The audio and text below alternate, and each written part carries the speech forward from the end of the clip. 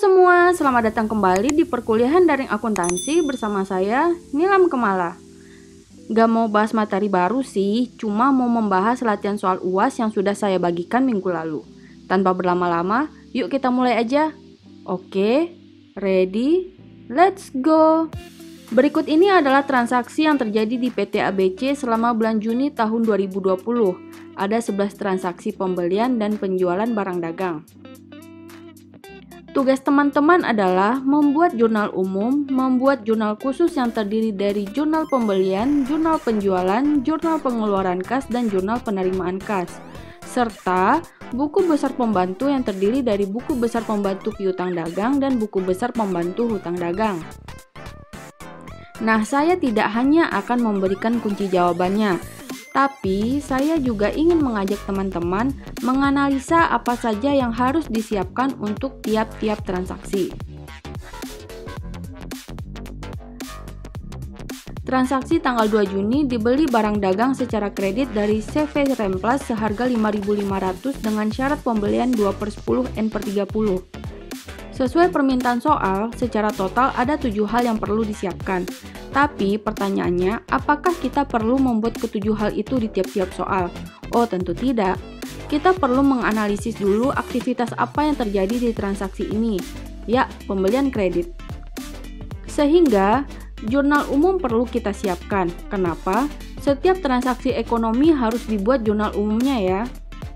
Jurnal pembelian, iya, karena transaksinya adalah pembelian kredit. Jurnal penjualan tidak perlu kita buatkan karena transaksinya bukan penjualan kredit.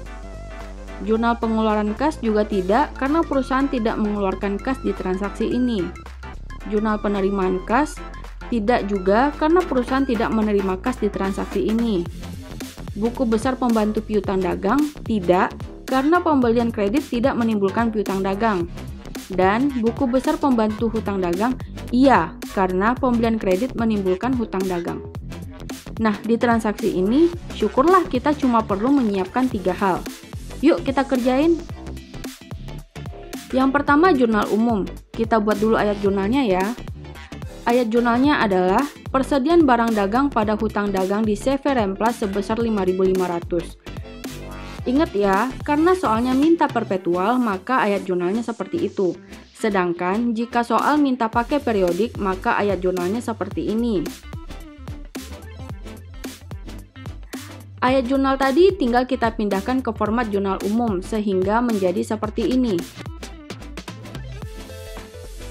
Oh ya, saya tidak akan menjelaskan mengapa ayat jurnalnya bisa seperti itu. Kalau masih bingung, silakan ulang lagi nonton video pertemuan 9-14 ya.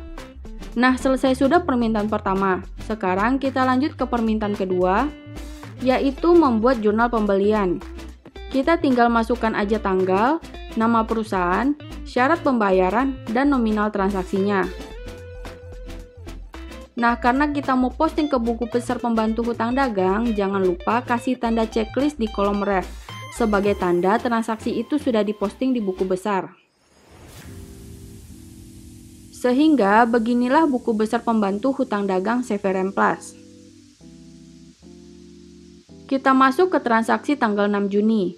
Dibeli barang dagang secara kredit dari toko Fatima sebesar Rp2.200 dengan ketentuan FOB shipping point, syarat pembayaran 1/10 N/30 ditambah dengan ongkos angkut yang telah dibayar lebih dahulu oleh penjual sebesar 70. Nah, kita analisis dulu aktivitas apa yang terjadi di transaksi ini. Ya, masih sama dengan yang tadi, pembelian kredit. Sehingga yang perlu disiapkan juga sama dengan yang tadi, yaitu jurnal umum, jurnal pembelian, dan buku besar pembantu hutang dagang. Yuk kita kerjain. Berikut adalah ayat jurnal untuk transaksi ini. Persediaan hutang dagang pada hutang dagang di toko Fatima sebesar Rp2.200 dan karena FOB shipping point dan ongkos angkutnya udah dibayar duluan oleh si penjual, maka kita balikin uangnya toko Fatima untuk biaya ongkos angkut tadi. Sehingga ayat jurnalnya persediaan barang dagang pada kas sebesar 70. Kedua ayat jurnal tadi tinggal kita pindahkan ke format jurnal umum sehingga menjadi seperti ini. Berikutnya, kita buatkan jurnal pembelian di toko Fatima. seperti ini. Nah, karena kita mau posting ke buku besar pembantu hutang dagang, jangan lupa kasih tanda checklist di kolom ref sebagai tanda transaksi itu sudah diposting di buku besar. Dan buku besar pembantu hutang dagang toko Fatima seperti ini. Gampang ya? Berikutnya transaksi tanggal 6 Juni lagi. Dibeli perlengkapan kantor senilai 475 secara tunai. Nah, kita analisis dulu aktivitas apa yang terjadi di transaksi ini. Kali ini pembelian tunai. Sehingga yang perlu disiapkan adalah jurnal umum dan jurnal pengeluaran kas. Untuk buku besar, kita nggak pakai buku besar pembantu, tapi tetap diposting di buku besar atau general ledger. Nggak diminta soal, nggak usah dibikin lah ya, ngapain rajin-rajin banget. Kalau lupa tentang buku besar, bisa tonton lagi video siklus akuntansi usaha jasa 2. Berikut adalah ayat jurnalnya, perlengkapan kantor pada kas sebesar 475. Terus, tinggal kita input ke jurnal umum. Dan ini adalah jurnal pengeluaran kasnya. Nah, untuk transaksi ini, pembelian tunai, yaitu pembelian tunai, kita tidak perlu memposting di buku besar pembantu, tetapi kita tetap perlu memposting di buku besar atau general ledger, sehingga jika sudah diposting, beri tanda checklist di kolom ref. Berikutnya transaksi tanggal 7 Juni. Barang dagang senilai Rp500 yang dibeli pada 2 Juni dari CV Remplas dikembalikan karena rusak. Nah, kita analisis dulu aktivitas apa yang terjadi di transaksi ini. Kali ini retur pembelian, sehingga yang perlu disiapkan adalah jurnal umum saja. Nah, untuk mencatat transaksi retur pembelian secara perpetual, maka ayat jurnalnya adalah hutang dagang di CV Remplas pada persediaan barang dagang sebesar 500. Dan bagaimana jika periodik? Ayat jurnalnya adalah hutang dagang di CV Remplas pada retur pembelian sebesar 500. Kalian bisa lihat perbedaannya di bagian kredit. Nah, berdasarkan ayat jurnal tadi, kita inputlah ke jurnal umum seperti ini.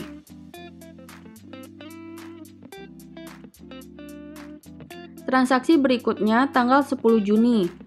Menjual barang dagang senilai Rp3.625 secara tunai dengan HPP Rp3.000. Nah, kita analisis dulu aktivitas apa yang terjadi di transaksi ini. Kali ini penjualan tunai.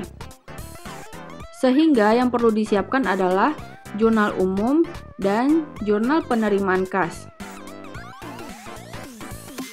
Berikut ayat jurnalnya. Kas pada penjualan sebesar Rp3.625 dan untuk mencatat HPP-nya karena ini adalah perpetual, maka ayat jurnalnya adalah HPP pada persediaan barang dagang sebesar Rp3.000. Sehingga ketika diinput ke jurnal umum, maka akan seperti ini.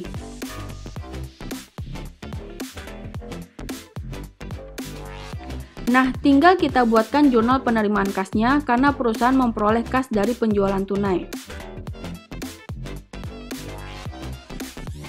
Seperti tadi, jika kita mau posting transaksi ini di buku besar, jangan lupa untuk memberikan tanda checklist di kolom ref. Berikutnya transaksi tanggal 11 Juni. Membayar hutang dagang kepada CV Remplas atas pembelian 6 Juni dikurangi retur 7 Juni. Nah, kita analisis dulu aktivitas apa yang terjadi di transaksi ini. Kali ini pembayaran hutang dagang ke CV Remplas atas pembelian kredit. Sehingga yang perlu disiapkan adalah jurnal umum, jurnal pengeluaran kas, dan buku besar pembantu hutang dagang. Yuk kita kerjain. Untuk transaksi ini, ayat jurnalnya adalah mendebit hutang dagang di CV Remplas sebesar Rp5.000 dan mengkredit kas sebesar Rp4.900 dan persediaan barang dagang sebesar Rp100. Persediaan barang dagang diperoleh dari syarat pembayaran yang dipenuhi oleh PT ABC yaitu 2/10 N/30. Sehingga potongan pembeliannya adalah 2% kali 5.000 sama dengan 100. Nah, itu untuk perpetual.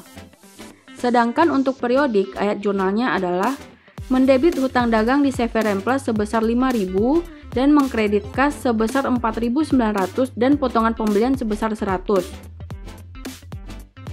Nah, sekarang tinggal kita catat ayat jurnal perpetual ke jurnal umumnya. Seperti ini.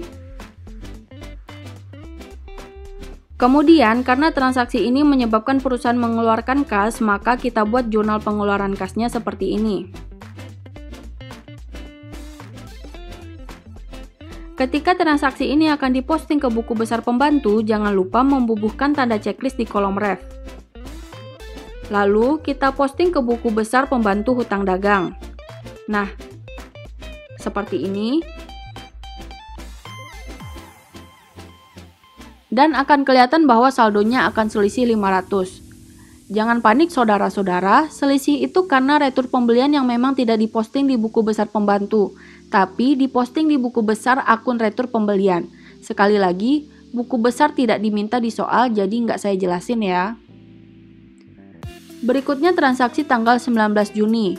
Menjual barang dagang secara kredit kepada PT Semilir seharga Rp900 dengan syarat pembayaran 1/10 N/30, HPP-nya 500. Nah, kita analisis dulu aktivitas apa yang terjadi di transaksi ini. Kali ini penjualan kredit. Sehingga yang perlu disiapkan adalah jurnal umum, jurnal penjualan, dan buku besar pembantu piutang dagang. Ayat jurnal untuk transaksi ini adalah piutang dagang PT Semilir pada penjualan sebesar 900. Dan karena perpetual, jangan lupa mencatat HPP barang terjualnya. Ayat jurnalnya adalah HPP pada persediaan barang dagang sebesar 500. Sekarang kita catat di jurnal umumnya. Kemudian kita buatkan jurnal penjualannya untuk penjualan kredit PT Semilir. Nah, ketika akan kita posting ke buku besar pembantu piutang dagang, jangan lupa bubuhkan tanda checklist di kolom ref.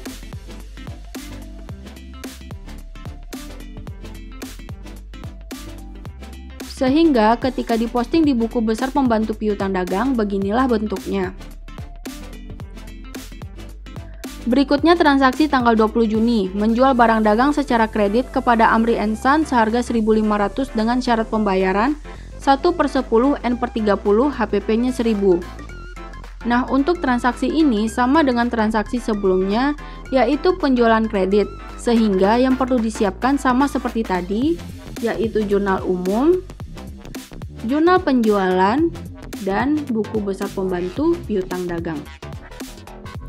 Ayat jurnalnya adalah piutang dagang di Amri & Son pada penjualan sebesar 1.500. Dan karena perpetual, kita harus mencatat HPP barang terjualnya. Ayat jurnalnya adalah HPP pada persediaan barang dagang sebesar 1000. Sehingga ketika dicatatkan ke jurnal umum akan seperti ini.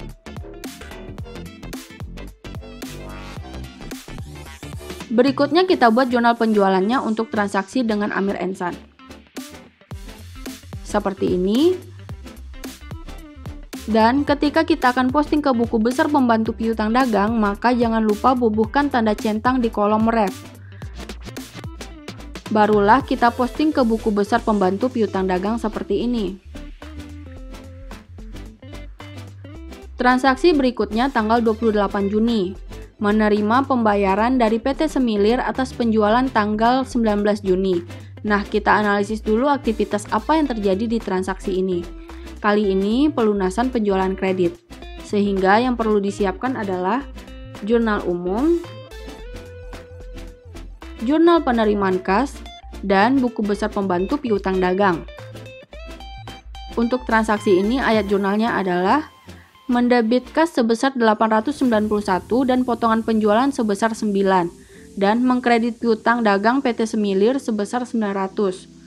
Potongan penjualan diperoleh karena PT Semilir memenuhi syarat pelunasan sehingga memperoleh potongan pembelian sebesar 1%. Sehingga ketika dicatat di jurnal umum akan seperti ini. Dan ketika dicatat di jurnal penerimaan kas akan seperti ini. Ketika akan diposting di buku besar pembantu piutang dagang, jangan lupa bubuhkan centang di kolom ref. Dan berikutnya kita posting di buku besar pembantu piutang dagang PT Semilir. Sehingga saldo atau balance PT Semilir adalah 0. Berikutnya transaksi tanggal 29 Juni. Membeli barang dagang secara tunai. Harga beli adalah Rp1.000 dikurangi dengan diskon 40%. Nah, kita analisis dulu aktivitas apa yang terjadi di transaksi ini. Kali ini pembelian tunai. Tapi ada yang berbeda di soal ini. Muncul diskon pembelian dalam bentuk persentase. Nah, yang perlu disiapkan adalah jurnal umum dan jurnal pengeluaran kas. Ayat jurnal untuk transaksi ini adalah mendebit persediaan barang dagang sebesar 1.000 dan mengkredit potongan pembelian sebesar 400 dan mengkredit kas sebesar 600. Coba deh bandingkan dengan ayat jurnal pembelian kredit yang sudah dilunasi dengan syarat pembayaran. Pasti beda deh. Nah, kita catat deh di jurnal umumnya. Seperti ini. Sehingga jurnal pengeluaran kasnya menjadi seperti ini. Kalau akan kita posting di buku besar, jangan lupa berikan tanda checklist di kolom ref. Transaksi terakhir tanggal 30 Juni. Menerima pengembalian barang dagang dari Amri & Son atas penjualan 20 Juni senilai 1.500. Asumsikan HPP-nya 500 ya, kemarin kelupaan bikin di soal nih. Nah, kita analisis dulu aktivitas apa yang terjadi di transaksi ini. Kali ini retur penjualan. Yang perlu disiapkan hanya jurnal umum saja. Nah, berikut ini adalah ayat jurnalnya. Retur penjualan pada piutang dagang Amri & Son sebesar 1.500 dan jangan lupa mencatat ayat jurnal persediaan barang dagang pada HPP sebesar 500 karena kita pakai perpetual. Nah, kalau kita pakai periodik, ayat jurnalnya cukup retur penjualan pada piutang dagang di Amri & Son sebesar 1.500. Sehingga tinggal kita catat deh ke jurnal umumnya seperti ini. Dan berikut ini adalah jurnal umum, jurnal khusus, dan buku besar pembantu secara keseluruhan untuk soal PT ABC ini. Jurnal umum halaman pertama berisikan transaksi tanggal 2 Juni sampai 6 Juni. Jurnal umum halaman kedua berisikan transaksi tanggal 7 Juni sampai 11 Juni. Jurnal umum halaman ketiga berisikan transaksi tanggal 19 Juni dan 20 Juni. Dan jurnal umum halaman keempat berisikan transaksi tanggal 28 Juni sampai tanggal 30 Juni. Jangan lupa di total ya. Totalnya kita peroleh Rp28.170. Berikutnya jurnal pembelian.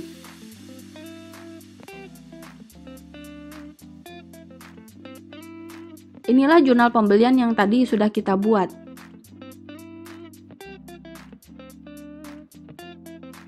Dan ini adalah jurnal penjualannya.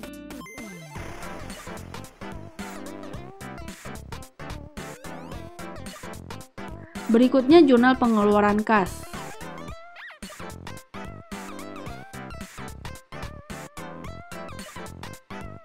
Kemudian jurnal penerimaan kas.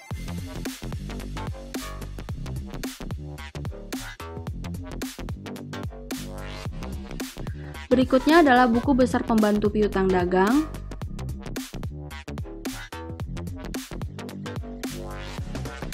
Saya urutkan berdasarkan abjad pelanggan.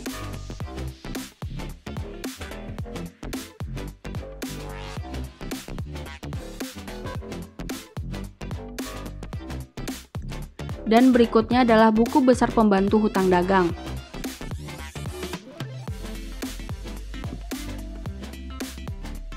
Saya juga urutkan berdasarkan abjad pemasok.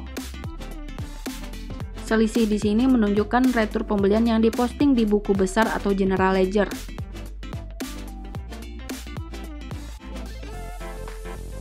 Dan ini adalah buku besar pembantu hutang dagang untuk toko Fatima. Gampang kan? Good luck ya ujiannya. Bye!